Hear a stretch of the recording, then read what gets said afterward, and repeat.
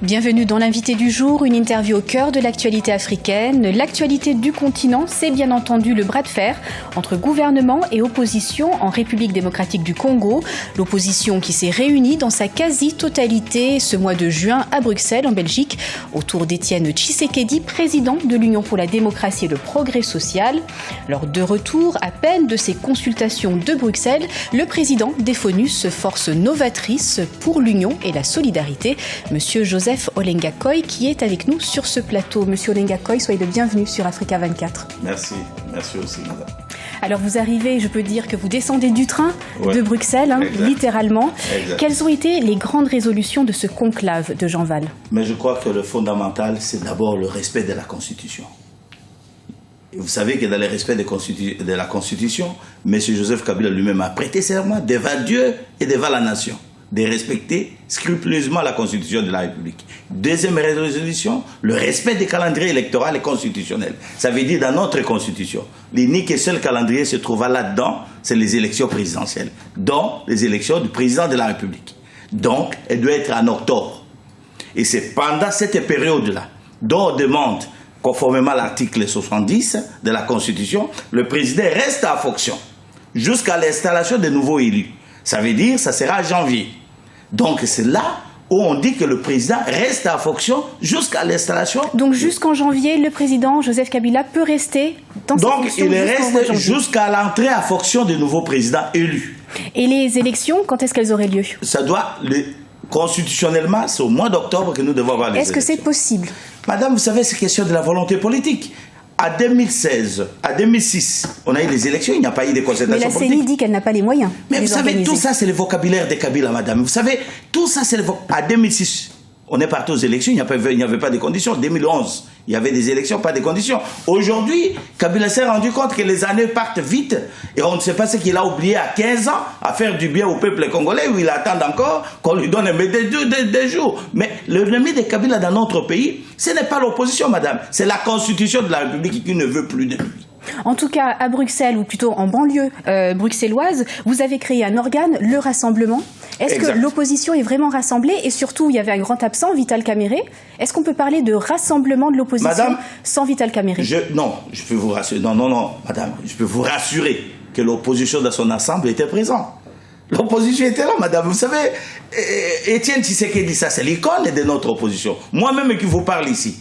Dans ma génération, il n'y a pas quelqu'un qui a une expérience que j'ai, moi, dans cette famille de l'opposition. Mais l'absence de Vital Kamerhe a été remarquée? Non, mais ce Kamerhe est avec nous dans ce qu'on appelle la dynamique de l'opposition. Nous avons voté ensemble et M. Kamerhe avait un autre agenda. Alors il allait poursuivre cet agenda, mais notamment, il y avait le responsable numéro 2 et numéro 3 du parti de M. Kamerhe qui était présent dans les assises. Donc, au niveau de l'opposition, vous pouvez en être sûr qu'on a la paix. On se repose pour voir comment nous allons, ensemble avec notre peuple, voir la sortie de M. Kabila dans le fauteuil présidentiel. Vous savez, madame, ce n'est pas une maison que quelqu'un a achetée. Non, il est locataire. Maintenant, le peuple va rompre les bails. Et croyez-moi, arrivé à la date de 19 décembre à minuit, madame, 2016, Kabila sera déclaré sur toute l'étendue de la République comme état un produit politique périmé. Il n'est plus consommable dans l'opinion congolaise. Monsieur Olenga Koy, pourquoi se rassembler à l'étranger? On parle d'opposition caviar qui préfère se rassembler dans un bel hôtel de la banlieue bruxelloise plutôt qu'à Kinshasa. Même pas question, madame. Vous savez, Étienne Tshisekedi était malade. Il est dans une période de repos. On devrait respecter son repos. Et on a pensé qu'il est beaucoup plus utile que nous sautons dans les avions pour venir à Bruxelles. Mais combien a coûté ce conclave? C'est une autre critique, le coût de cette réunion. Mais les coûts peut être, quel que soit les coûts, madame, ce n'est pas sorti de la trésor public. Le trésor public, et ça, c'est une affaire privée de M. Kabila. Mais ce qui est vrai, une opposition organisée doit avoir de l'argent, madame. Comment vous allez combattre quelqu'un sans les moyens? Non, notre opposition a des moyens. En tout cas, on peut faire face. L'opposition, elle a les moyens, elle est rassemblée. Est-ce que ça non seulement rassemblée, mais unie. Est-ce que ça veut pour dire la même cause. Est-ce que ça veut dire donc que vous allez main dans la main vers les élections et présenter un candidat commun? On va y arriver à cette étape-là.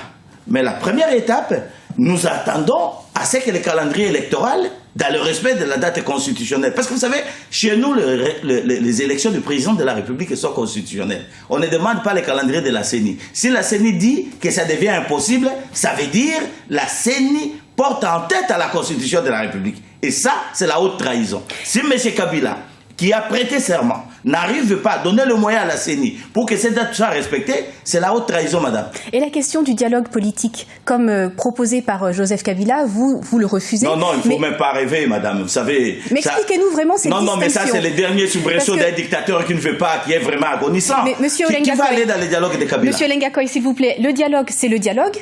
Alors, qu'est-ce qui pose problème avec le dialogue comme proposé par le président? Et expliquez-nous cette distinction entre le dialogue que Joseph Kabila propose et celui que vous souhaitez. Voilà. La différence, madame, le dialogue de M. Kabila, c'est un dialogue auquel lui-même a planifié. C'est-à-dire, comme vous le savez, le Congo aujourd'hui, c'est pratiquement le berceau de l'Afrique pour la corruption. Donc, appeler les gens à sa manière et commencer à donner de l'argent aux gens pour acheter les consciences et dire, voilà, j'ai eu le mandat de la classe politique d'aller ensemble. C'est ça la volonté politique de la classe politique. On vous accuse de cela également. Oui, non, ça c'est, madame, vous savez, le champion de ça, c'est le kabylisme. C'est connu. Vous savez, le kabylisme chez nous, c'est tout un système. Pour nous, ce dialogue-là, il n'y a pas question. Mais pourtant, la résolution des Nations Unies, c'est qu'on avait le 22-77, ça c'est une résolution qui demande d'abord le respect de la Constitution, le respect des calendriers électoraux et il demande le dialogue politique. Donc impossible, excusez-moi, impossible pour vous de vous asseoir avec Edem Kodjo à la table des négociations? Madame, nous n'avons pas un problème particulier avec cette grande personnalité africaine. Mais le problème pour nous est qu'il ne maîtrise pas trop les dossiers congolais. Mais peut-être avec le temps maintenant, il ne commence pas à maîtriser. Mais vous savez, madame, la question du Congo, il faut donner aux gens qui la maîtrisent. Je crois que ça sera judicieux. Les autorités, en tout cas, ont qualifié votre action de coup d'État institutionnel. Quelle est votre marge de manœuvre réellement? Parce que vous avez mis en place donc des conclusions à l'issue de cette réunion de Jean-Val, mais quelle marge de manœuvre avez-vous réellement face au pouvoir? Mais vous savez, on a plusieurs marges de manœuvre, madame. Quand tu parles des coups d'État constitutionnels, mais M. Kabila a violé la Constitution de manière permanente. On peut vous donner plusieurs raisons. Il a ramené la Constitution de la République qui a prévu à ce qu'il y ait 2 tours des élections. Il a ramené à un seul tour. On peut vous citer plusieurs cas auxquels il a violé la Constitution. Donc, aujourd'hui, qu'il nous qualifie, non, nous sommes des démocrates, madame. Même là où nous sommes, on attend prendre le pouvoir par des voies légales, des voies constitutionnelles. Et c'est pour la première fois que les Africains vont vivre un peuple qui va se mobiliser contre le chef de l'État, qui tâtera à porter en tête à la Constitution. Vous savez, madame, la République doit être en marche et nous devons connaître Congo sans Kabila, madame. Merci, monsieur Lenga Koy, d'avoir répondu à nos questions. Non, c'est moi qui vous remercie de nous avoir donné cette opportunité. Auquel le monde entier, tous les pays africains comprennent les soucis du Congo, c'est de voir Kabila partir. Merci à vous de votre fidélité. Retrouvez dans quelques instants le journal de la rédaction.